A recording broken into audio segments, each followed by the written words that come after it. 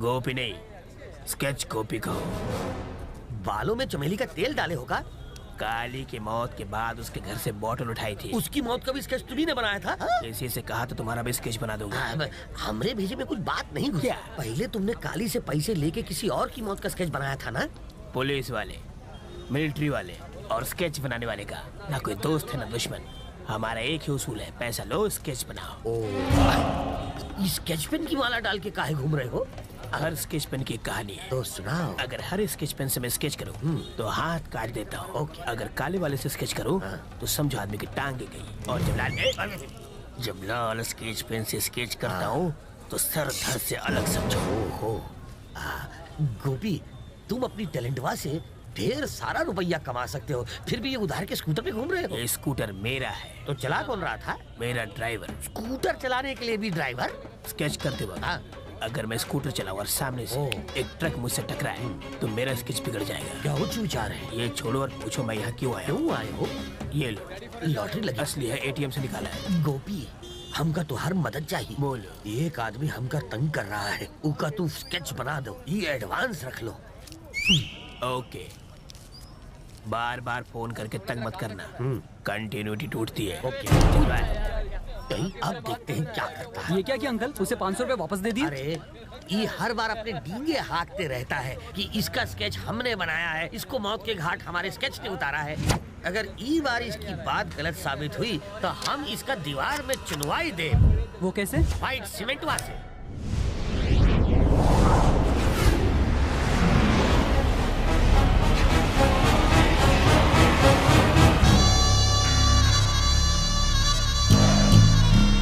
तो शंकर, तुम्हें क्या लगता है कि अपने भाई की मौत के बाद तुम बहुत बड़े डॉन बन गए हो?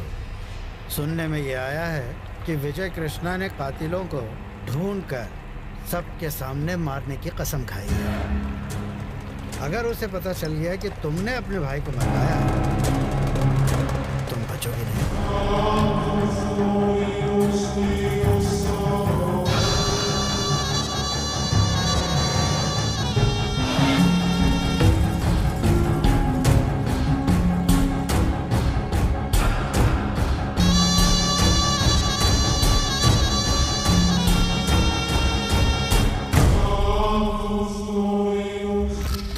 किसने कहा कि मैंने अपने भाई को मारा है?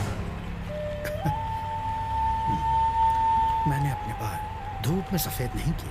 कौन क्या है, क्या कर सकता है, ये बात मैं बहुत अच्छी तरह समझ सकता हूँ। मुझे इतना नादान मत समझो। खैर, ये सब जाने दो शंकर, बस मेरी बात को ध्यान से सुनो। इस शहर में विजय कृष्णा का नेटवर्क बहुत ही कमाल का है। जानते हो, वो तुम्हारे भाई के 2 कातिलों को ढूंढ के उन्हें मार तक चुका है। अगले कातिल को वो बहुत जल्दी ढूंढ लेगा। अगर उसने उसकी आंखों में आंखें डालकर पूछा कि काली को किसने मरवाया है और उसने बता दिया कि तुम उसकी मौत के लिए जिम्मेदार हो, तो ये विजय कृष्णा दंदनाता हुआ तुम्हारे घर में घुस के बिना किसी सवाल जवाब के तुम्हें मौत के घाट उतार देगा। उसे रोकने का कोई तरीका? देखो बेटा शंकर, तुमने जितने पटाखे फोड़े हैं, मैंने उससे कहीं ज़्यादा दिवालियाँ मनाई हैं। अगर तुम चाहते हो कि विजय कृष्णा के हाथ तुम्हारे गले से दूर रहें, तुम्हें खुद को उसकी पहुंच से काफ़ी ऊपर उठाना होगा। और ये करने का सिर्फ एक ही तरीका है, राजनीति। मुझे पॉलिटिक्स का कोई शौक नहीं। जिंदा रहने का तो है। अब बैठो। शंकर, सबसे पहले तुम्हें वर्कर्स और स्टूडेंट यूनियंस के साथ एक मीटिंग करनी होगी। उन्हें भरोसा दिलाना है कि उन्हें तुम्हारे साथ की बहुत जरूरत है। उन्हें धमका के नहीं, बल्कि दिल जीत के अपनी तरफ करो। तुम खुद उन सब की ताकत बनो। और अब बताता हूं आगे का प्लान। धर्म के नाम पर प्रांत को ढाल बना के हम जनता को उकसाएंगे, और इसके लिए हमें शहर की 25-30 बसों को तोड़ना होगा, कम से कम 100 दुकानों में आग लगानी होगी। इससे शहर में दंगे शुरू हो जाएंगे और फिर तुम्हें सारी जनता का प्रतिनिधि बनकर अकेले इस सब के खिलाफ आवाज उठानी होगी।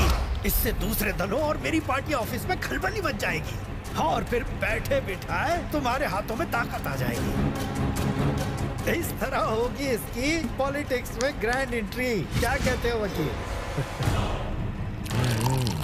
पियो पियो, तुम्हारी नई जिंदगी की शुरुआत के नाम। बात करके देखता हूं। आप सब जानते हैं, जब भैया जिंदा थे तो वो आप सबका ख्याल बिल्कुल अपने परिवार की तरह रखते थे। विजय कृष्णा ने उन्हें अपने भाई की शादी में बुलवाकर मरवाया और हम सबको अनाथ बना दिया। लेकिन घबराओ मत, अब मैं आप सबका ख्याल रखूंगा, आपके बारे में सोचूंगा, और अगर मुझे आपकी यूनियंस का साथ मिला तो पॉलिटिक्स में भी कूद पड़ूंगा। अगर आपने मुझे जिताया तो मैं वादा करता हूं कि मैं आपकी यूनियंस के लिए लड़ूंगा, आपकी यूनियंस को बहुत ताकतवर बना दूंगा। भैया के जाने के बाद हम सब बिखरे नहीं हैं, हम सब एक हैं, एक। मेरी बात सुनो शंकर, मुझे नहीं पता तुम दोनों के बीच क्या झगड़ा चल रहा है, पर इतना जरूर जानता हूं कि अगर हमें कोई परेशानी होती तो हम काली भाई के पास जाते, वक्त होता तो भाई खुद आते, वरना विजय कृष्णा को मदद के लिए भेजा करते थे। अब वो नहीं रहे तो तुम पॉलिटिक्स की बात कर रहे हो। हर जगह ये अफवाह है कि विजय कृष्ण ने काली भाई का खून करवाया है। जब तक हमें सच का पता नहीं चलता, आप हमें अपने तरीके से काम करने दीजिए शंकर जी। आपने अपना प्लान हमें बता दिया, हम जाकर अपने साथियों से इसके बारे में बात करेंगे। सबका जो फैसला होगा आपको बता दिया जाएगा। अब हम चलते हैं।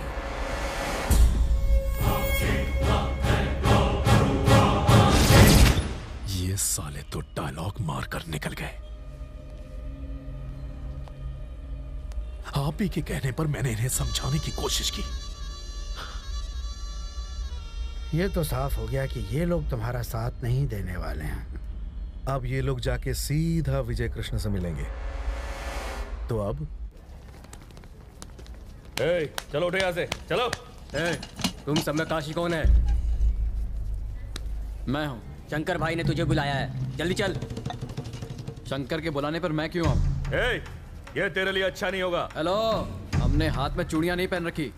हम सबका लीडर शंकर नहीं है, विजय कृष्णा है। जाके बोल दो उसे। अगर तुमने शंकर भाई का कहा नहीं माना तो कुत्ते की मौत करोगे तुम और तुम्हारा विजय भाई।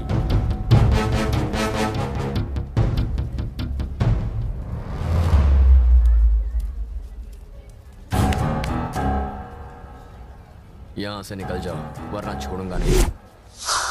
शिवा, हम सब एक गैंग में थे, अब नहीं। हम लोग इस शहर में तुम्हारे टुच्चे भाई का राज नहीं चलने देंगे। मैंने कहा यहाँ से चुपचाप चले जाओ। भाई के मामले में टांग मत अड़ा, नहीं तो हम तुझे भी नहीं छोड़ेंगे। चल जा।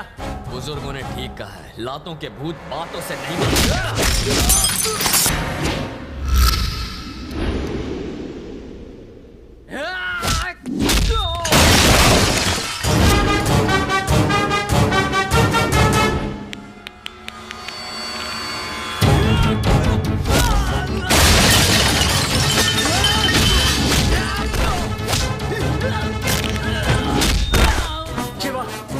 शंकर भाई को पता चला ना तो तुझे छोड़ेंगे नहीं।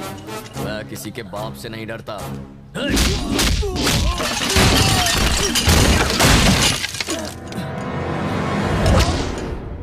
मार दे इसको।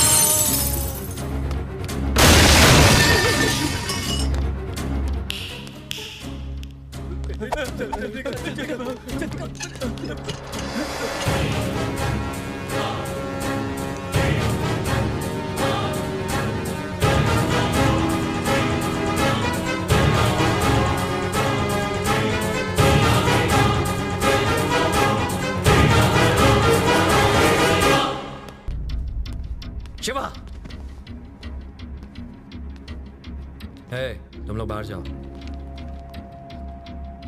शिवा, तुमने कॉलेज में शंकर के आदमियों को क्यों मारा? भैया, वो मेरे कॉलेज में आकर आपको भला बुरा कह रहे थे और आप पूछ रहे हैं मैंने उन्हें क्यों मारा? तुम्हें हम दोनों के बीच पड़ने की कोई जरूरत नहीं है शिवा।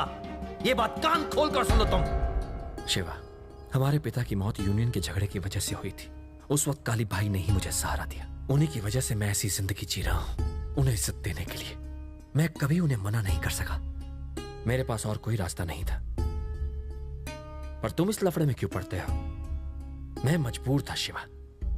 तुम सिर्फ पढ़ाई करोगे, ये सब मैं संभाल लूंगा। समझ गए? अब जाओ।